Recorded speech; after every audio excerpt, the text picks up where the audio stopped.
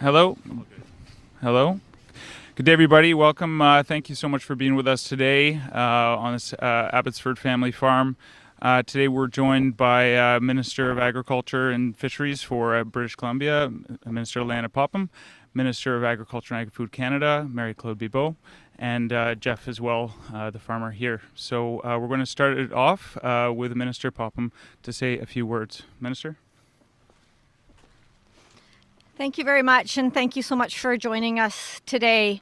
I'm very, very happy that I'm joined with Minister Bibeau, the Federal Minister of Agriculture, as we tour the devastation that has happened to this valley and other parts of British Columbia over the last month. I'm also joined by MLA Pam Alexis and MLA Jagrup Brar, who is also accompanying us to see the devastation. We've been on a tour that brings the disaster right up close, and we've seen and heard the stories from the farmers that are still in some ways in the middle of this emergency. The loss that has been felt is absolutely profound, and the best way to see that is to be on the ground with the farmers.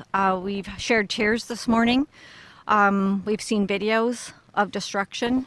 And I think from my perspective, this has solidified the partnership that Minister Bibeau and I have and our resolution to make sure we find a solution to help people as soon as possible. Farmers want to get back to work. That's one message that we've received, and we need to figure out a way to support them now and into the future so that they can.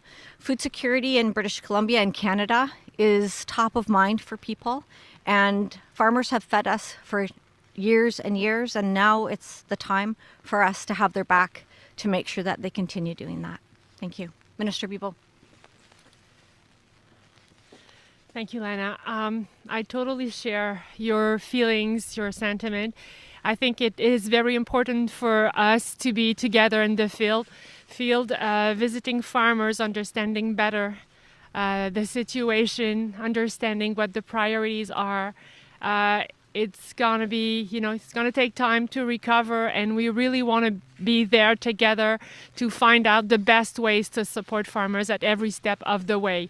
There are already, some programs that we can roll out very quickly. We know there will be gaps, and our teams are working around the clock to make, this support happen. So, but I'm also very impressed by the strength and the resilience and the commitment to rebuild of the farmers, and really the message today is that we're really impressed by your work, and we will be there standing with you to rebuild.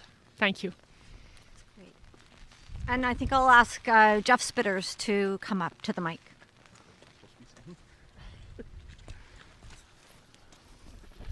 I'd like to thank everyone for coming, as well as the ministers for coming to see our farm and to see what's happened, for them to be able to see what we're striving to do as farmers to rebuild, to be as strong as we can.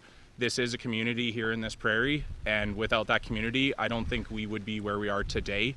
And I just want to thank everyone that has helped us in our community, from the EOC to even our staff. Without them, without the members of our community, we wouldn't be recovering as fast as we are. And I do look forward to seeing what the ministry has available for us as farmers to be able to rebuild and ensure food security for all of BC.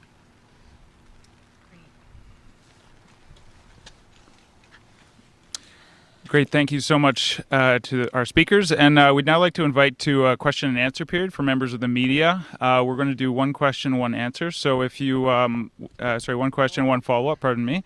If you have a question, please, if you'd like to raise your hand, we can call on you and just indicate your media affiliation. That'd be great. CTV. All right, first we have CTV.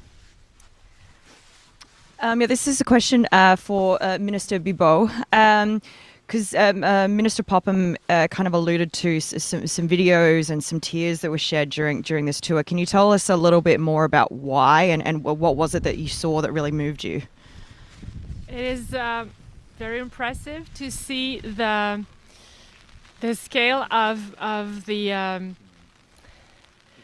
of what happened here, and the fact that the water was so high, it lasted so long, so it created, the impact are much more important that a normal flood would have, just going up and down overnight or so. When it lasts longer, obviously, the damage are much more significant. It affected the business, it affected their animals, it affected their own house and family and community. So it's the whole community who's being affected. And even if they are being hurt, impacted directly, they still find the strength to help each other. This is very impressive. And I'm not sure which minister this would go to, but assistance has so far been being funneled through the Red Cross. And when Prime Minister Trudeau was here, he said that the federal government would be matching dollars, so with the province for donations. Are there plans for more assistance outside of that for farmers? It's really a work in progress, I would say. So we have opened up this fund with the Red Cross, and we will go, step by step, evaluating the needs, and the support will come by phase as well, because we can already understand some damages and the need of the farmers and the communities, but we will be able to understand if the crops have been impacted, or next spring, for example. So it is not something, the evaluation is not, we can't do it overnight, and we will keep working together and with the community to provide the support that is needed. Maybe I'll just add as well.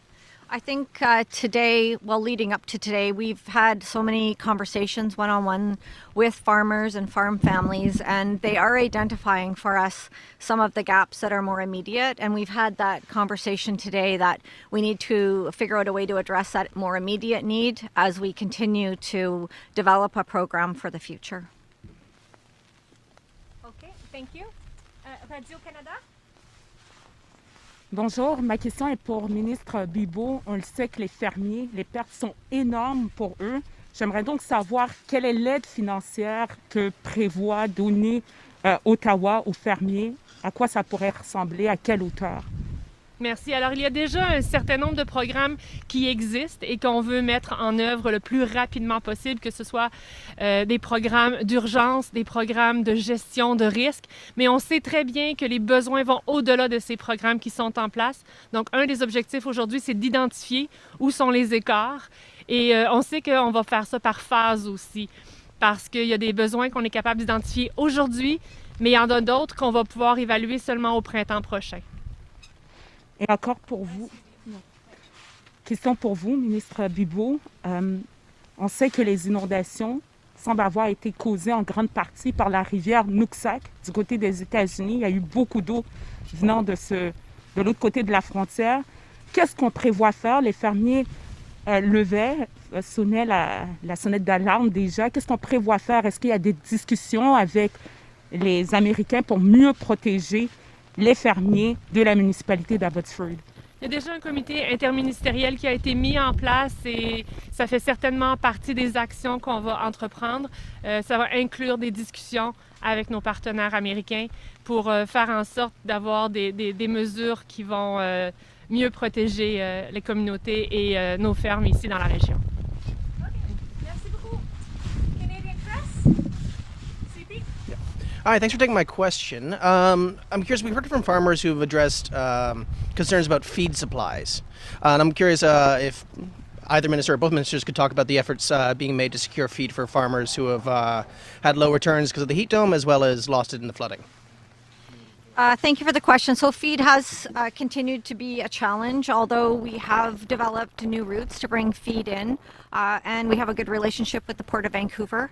Our friends across the country, other provinces, are stepping up to see what our needs are, and there is definitely some difference in cost to what people are used to paying for feed, but we've been able to put in place a program that pays for that differential, and so that's been taking a bit of the pressure off.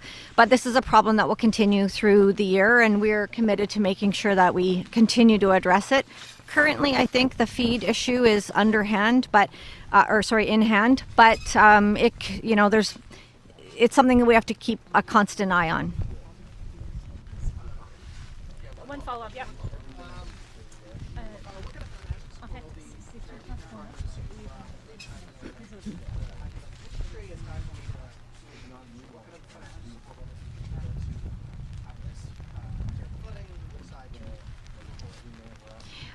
I think those conversations still have to happen.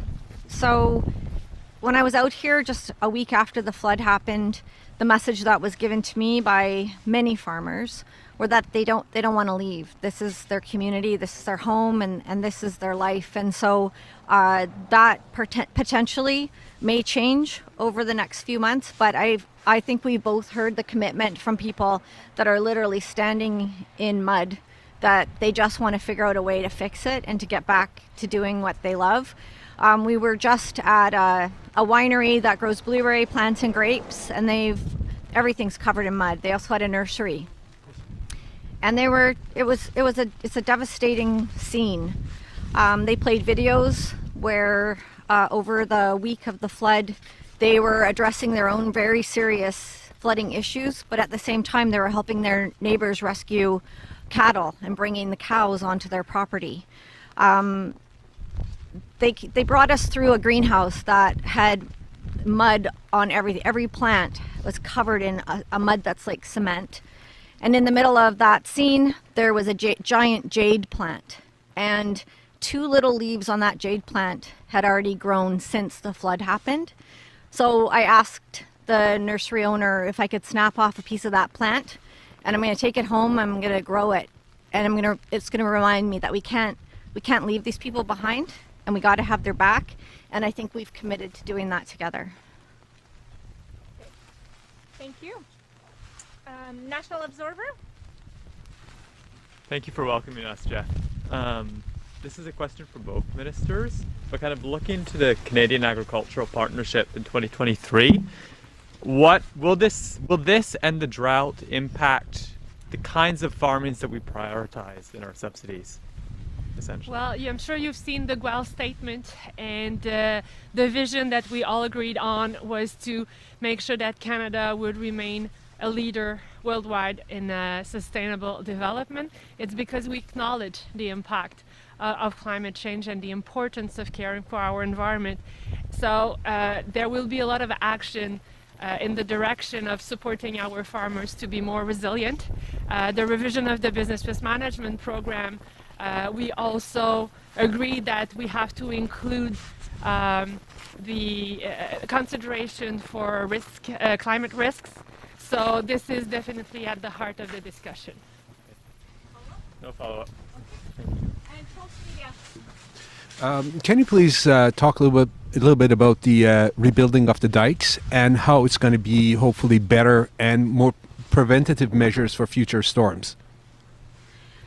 Well, we have heard that from farmers everywhere, that they are looking towards the future and they want to feel safe in the valley. That's a greater conversation that needs to happen, and those conversations will happen between British Columbia and Canada.